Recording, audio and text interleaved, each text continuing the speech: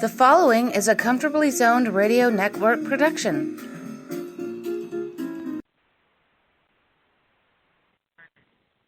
Thank you, Tally Olson. I am back, and you are comfortably zoned with me, the Zigzag Man, in Alameda, California, right across the bay from San Francisco, across the moat from Oakland, in the northern part of what I consider to be the second greatest state in the country, New York, where my returning guest, Steve Bluestein, is from. Might be first because I'm from New York too, and we're both living in California. Steve in the southern part, me in the northern part. Welcome back to the zone, my friend. Thank you. It's good to be here. Well, I could listen to your accent all day long. Oh, really? Because right. because I can do that accent. It's very, very easy for me to do that. You know. Well, you escaped the accent. How old were you when you came out here? How old was I? Oh, yeah. I don't know, 20, let me think. Maybe 24. Okay. Maybe. I was a few years younger when the Air Force brought me out here. And I just never lost the accent. I don't know what it was. I went to Emerson College, and I was trained for years on how to lose the accent. Now, you have to understand that I was actually born in Boston, and I moved to New York. So when I moved to New York, I was talking like this. Oh, your mother's over there, and her father was talking to him, and they were parking the car over there. You know, I spoke like that. And then I moved to New York, and suddenly I was talking like this. Sidell, come here, we'll talk. So How old were you when you moved to New York? Well, I started going there around 14. And because we had family that lived on Long Island, and my uncle built Adventureland 110. So so I used to go out and visit them all the time. Yeah, I'm from Queens, so very close to Long Island. What city? What part Jackson of Queens? Jackson Heights. Well, I worked for Alexander's, and I was in the buying office, and one of the stores was in Rego Park. Oh, so, I know, right up Junction Boulevard. Right, exactly. Yeah. It's all gone. I went to Alexander's a lot as a kid. Jan's. Do you remember Jan's ice cream with those big old vats of? Yes. I don't know what it was, what they call it, the kitchen sink or whatever they. Yeah, the kitchen sink. That's what they called it. They threw everything in. Everything. Everything is right. Good days. I want you to quickly give me the differences as you see them from New York and Boston before I ask you to talk about California. Oh, my God. Well, Boston, the genetic code from Boston is from the Pilgrims. So, a wild time in Boston is, like getting a frap and unbuttoning your top shirt. Whereas New Yorkers, they'll kill you for a frap. Hey, that's mine. Hey, stick them up. In all the years. Pass my frap over here. Over here. Over here. Oh, well, over here. No, this is a true, I swear to God, a true story. I swear to God.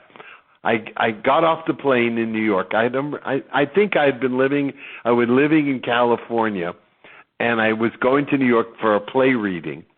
And I got to the airport, and I got to the curb where the taxis are, and standing next to me was the big fat guy with a plaid suitcase. And on the island, across from him was a big fat woman with a matching plaid suitcase. And this was the conversation across the street. Angela, over here. No, Tony, over here. Angela, no, it's over here. Tony, it's over here. No, Angela, get you. And I was dying. Because that was exactly the conversation. Now, in Boston, I heard this at the airport as I was waiting for the taxi. I didn't say your father was an asshole. I said you were an asshole.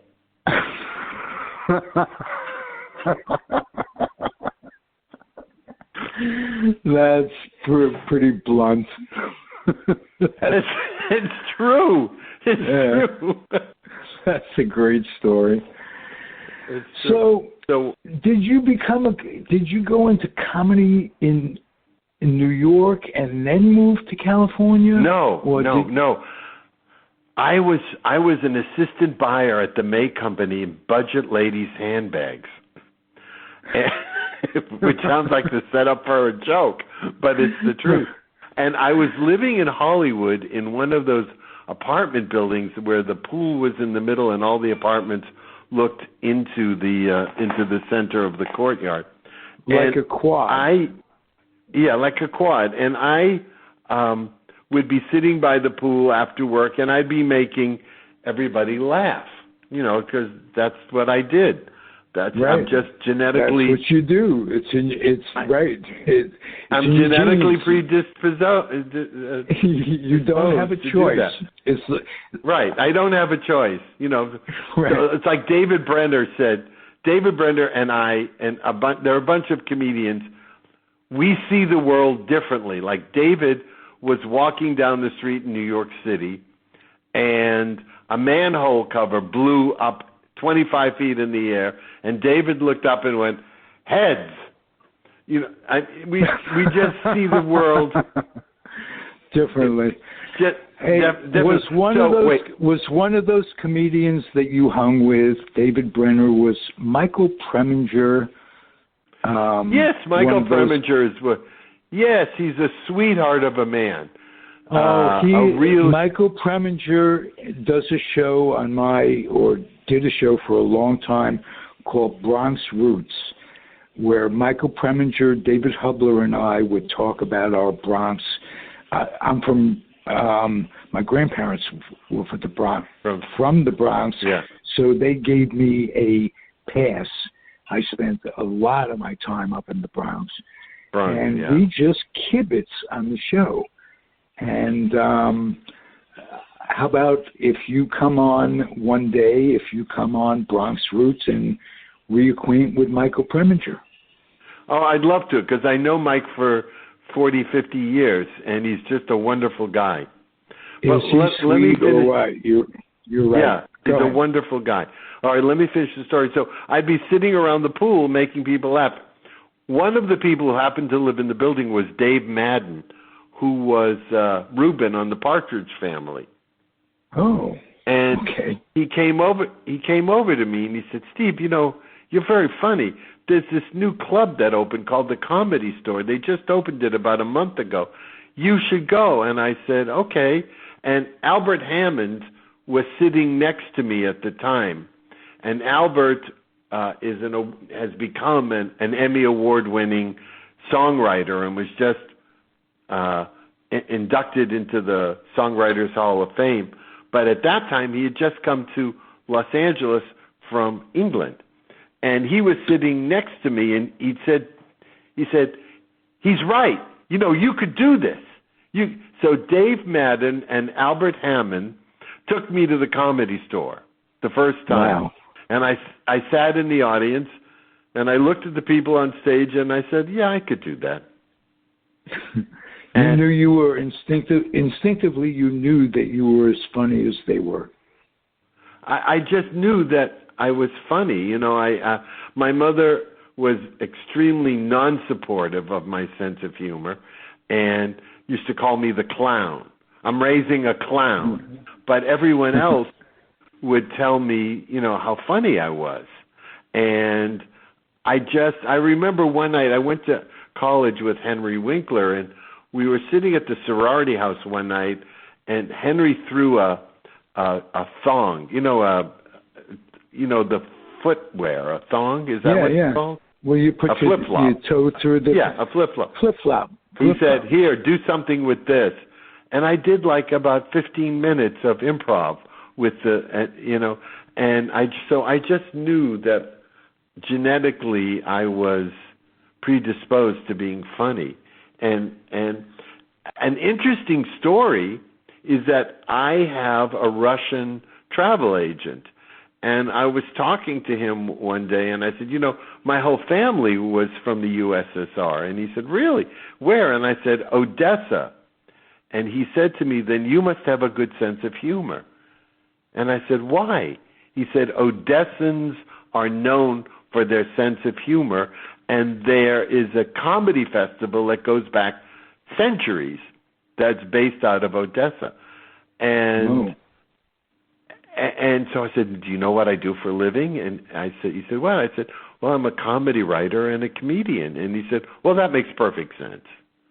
He said, that makes perfect sense. And the funny thing is, my father's side of the family has my sense of humor.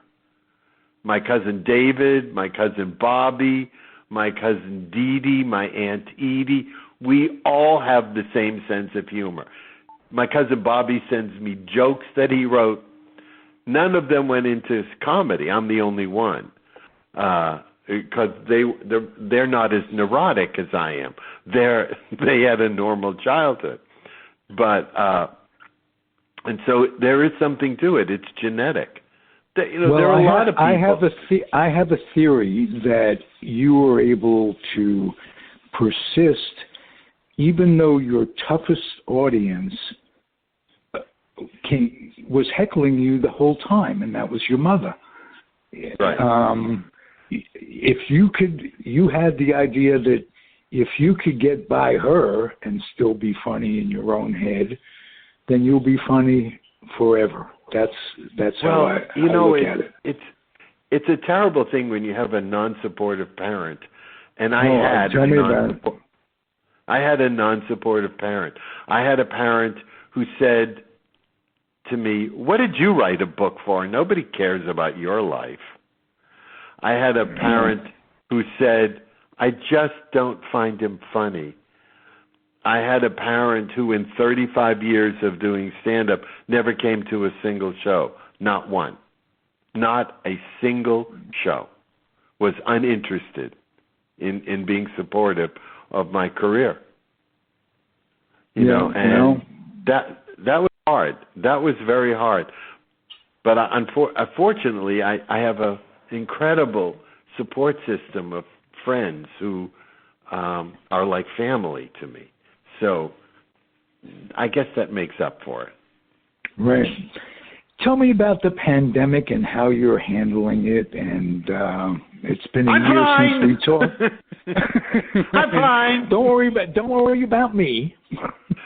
Don't worry about me. I'll just sit here. I am literally the fun without me. Right. That's right. Just leave me a little soup. That's all I need. It's a little soup. And how about this? And the pensive sigh. You have to throw in the pensive sigh.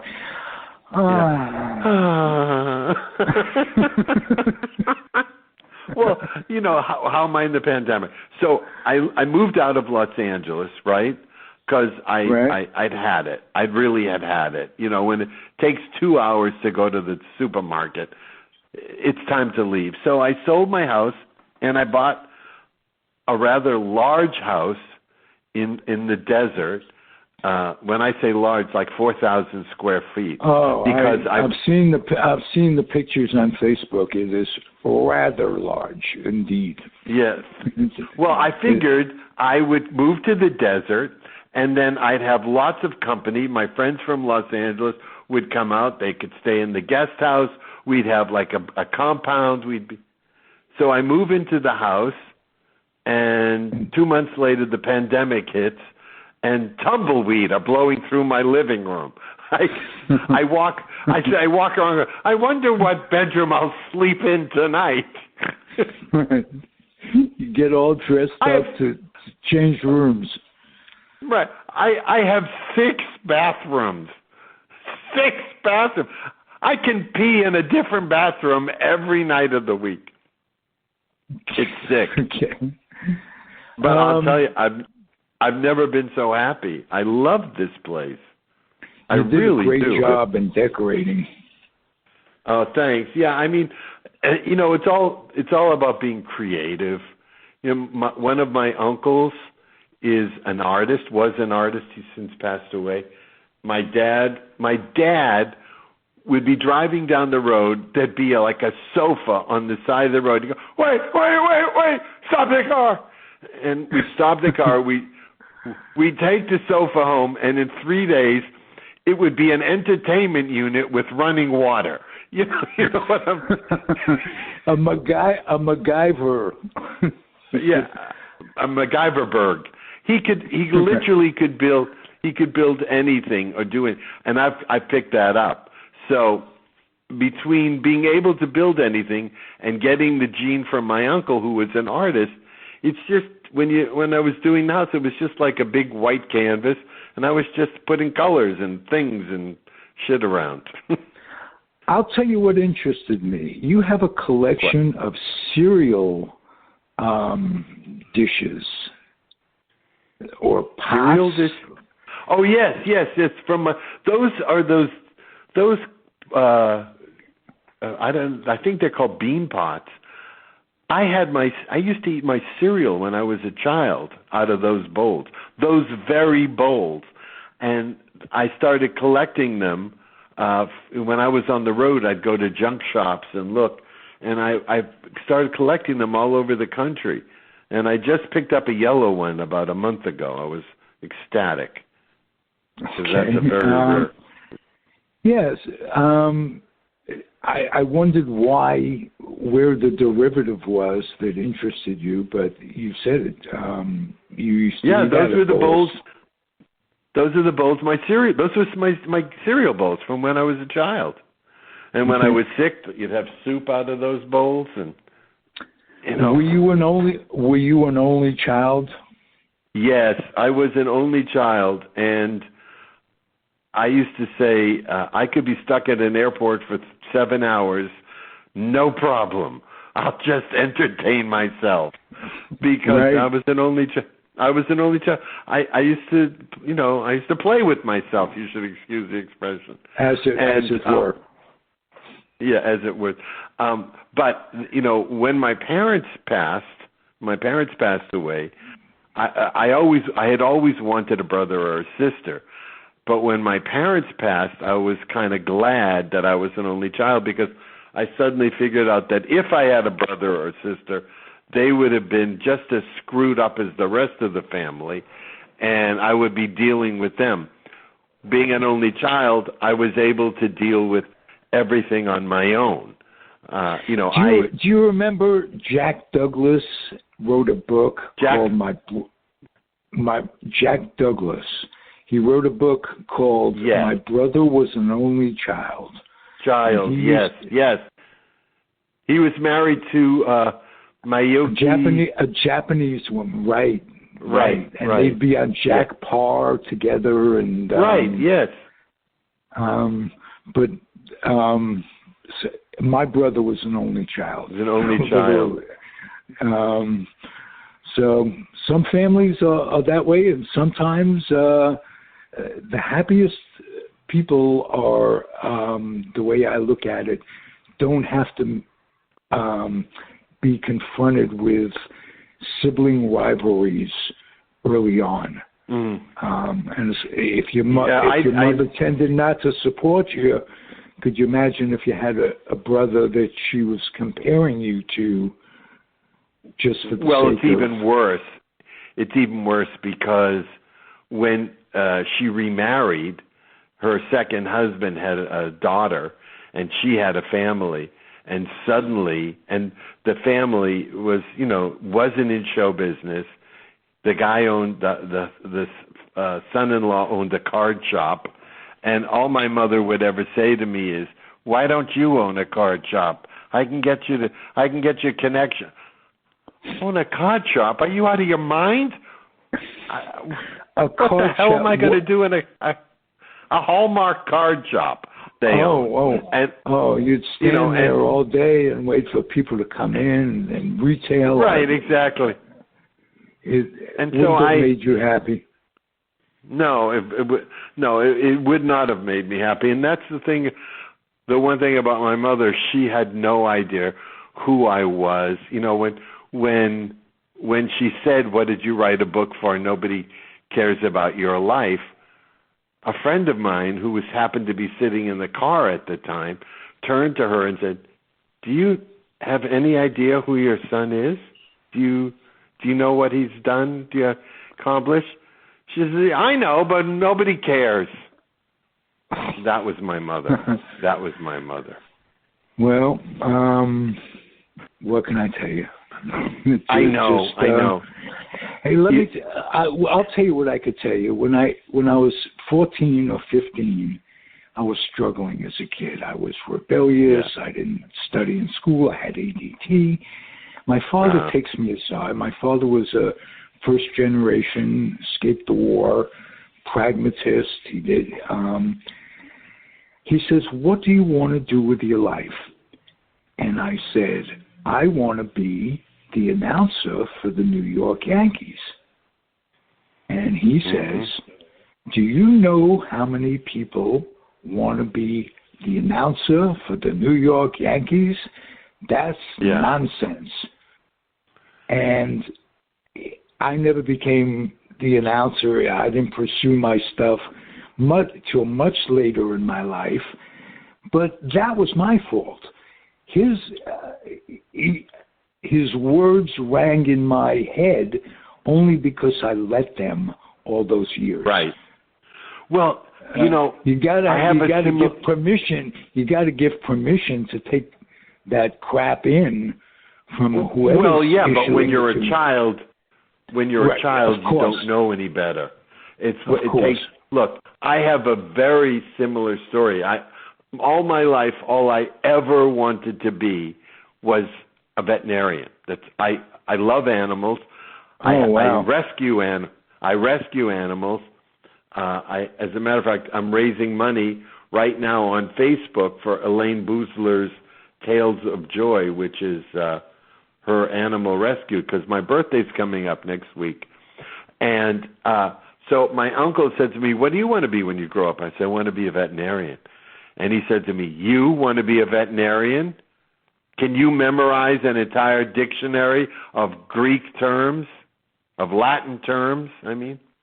Which was a bullshit statement anyway. You don't have to do that. And in my 9-year-old head, I said, "No, I can't do that. I'm not smart enough to do that." And so I gave up my dream of being a veterinarian. And of course, his son, my cousin, grew up to be a veterinarian. So there's no hurt in that at all. Right. That is interesting. I wonder what he told his son when he wanted to be a veterinarian. Oh, well, he told his son he can do anything, because he was his son, True. So, yeah, it's so amazing. It's taken me almost a lifetime to suddenly say to myself, "Oh my God, they're full of shit. What the hell was I listening? What was I listening to?" Because I was always told I was wrong, so I believed I was wrong. But I just want to mention. I mentioned about my books. I have. After I stopped doing stand-up, I started writing, and I have a new book out called Point of Pines. And it's the first book I've written that has no jokes in it at all. It's strictly it's strictly a narrative about a town where I grew up, then in the next to where I grew up, where I learned what love was about. And it's already gotten 29 5-star reviews. It's been out about 3 weeks. It's on Amazon, and I'm really quite proud of that book. The jokes, Memoir of a Nobody, that's jokes. That's one joke after another, one funny story after another. That comes easy to me. But writing from the heart was difficult. I mean, I really had to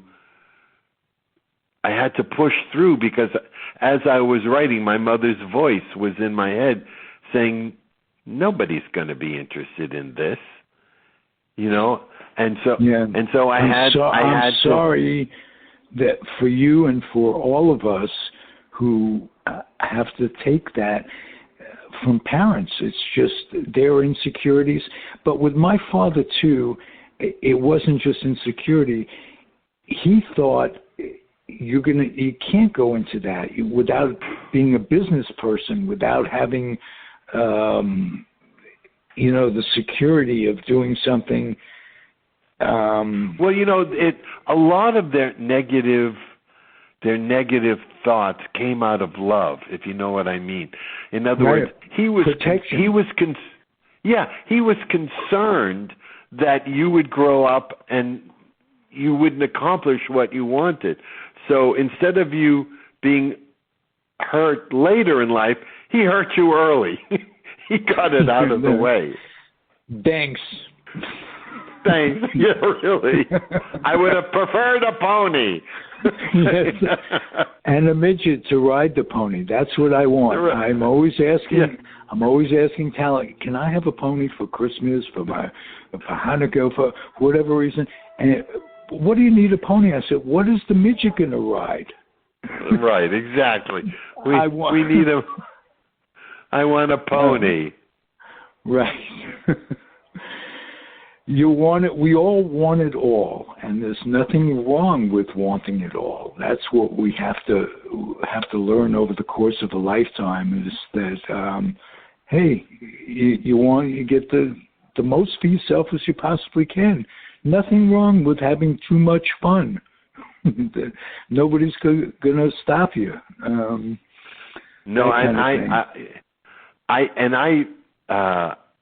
Because I had this sense of humor, right, I always had a lot of fun.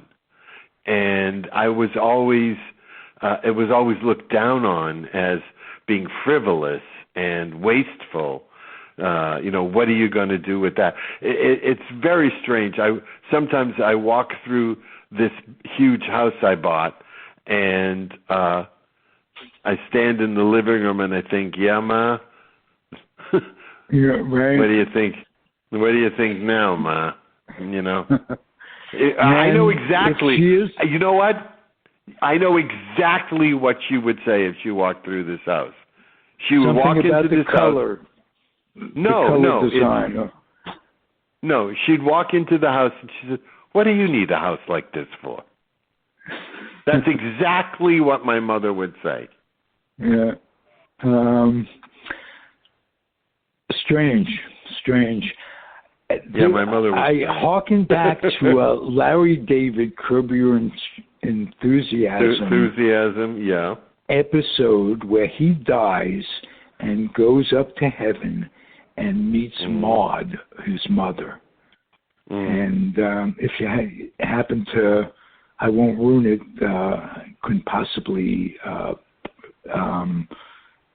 recreate the humor in that, but it's on YouTube. Just Google Curb Your Enthusiasm, Larry dies, meets his mother, or whatever. And it explains it all. You're not going to make everybody happy, and that's just the way it is. And it's just once you realize you don't have to make everybody happy too. It doesn't matter. Just making you happy is, and if that sounds selfish, it's not, because you can't be passing on your happiness unless you're happy.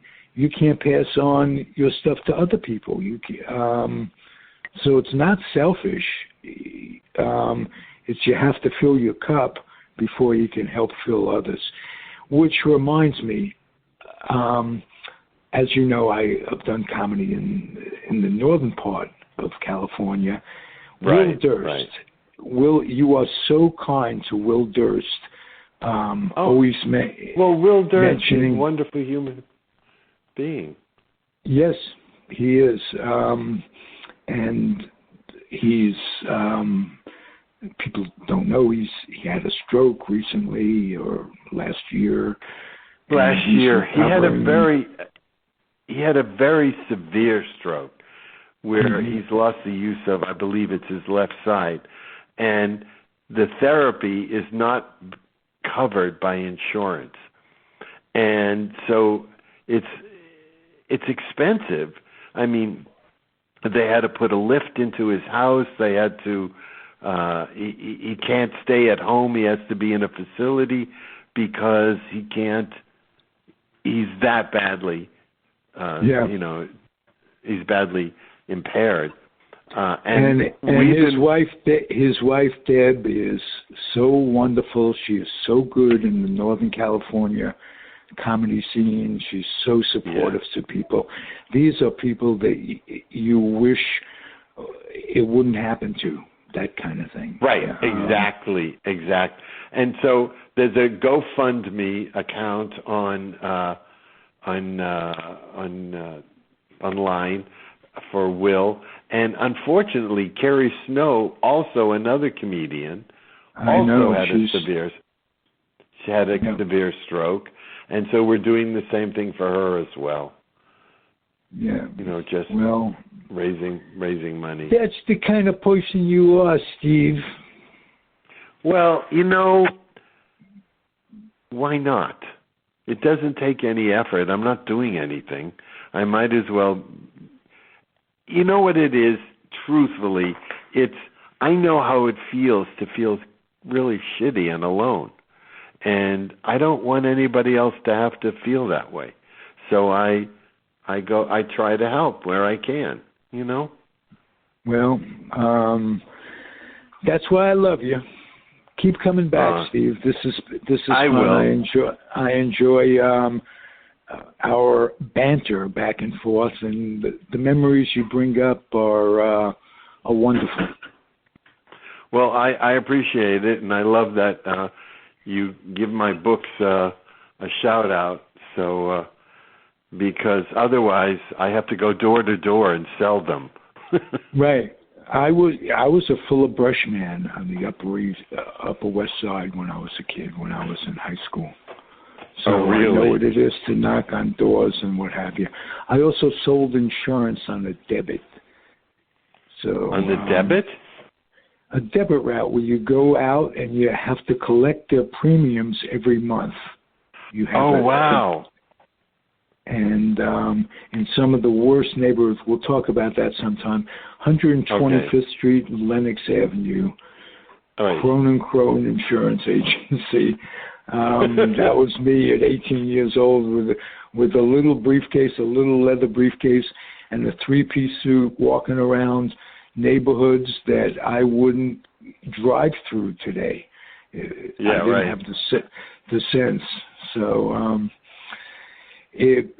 what don't kill you makes you stronger, and then it kills you. Right. Well, it's all part of the learning. Everything we do is fodder for the book. That's how I look at it. Good point. Very good points. Hey, Steve, Comfortably Zoned Radio Network thanks you. My pleasure. Anytime.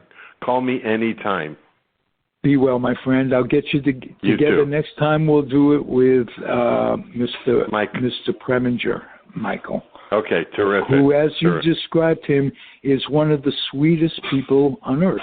No question. Yeah, He is just, yeah, there's nobody better, truly. Right. And so are you. So you guys will have fun getting reacquainted after all this. All right, time. great. I look forward to it. Thank you again. Thank you, everybody, for listening. Comfortably Zoned Radio Network. The guest, Steve Bluestein, not Stein, Bluestein. No, and no, it's Stein. It's Stein, not Steen. Oh. Oy. I know. We're going to have to start. I'm going to start from the top. We're going to retake. No. So it's okay Goodbye. Bye. It's okay if I screwed it up. Thank you for listening, everybody. I'm Ralph Zig Tyko, the weak link of Comfortably Zoned Radio Network. Be well, everybody. Bye.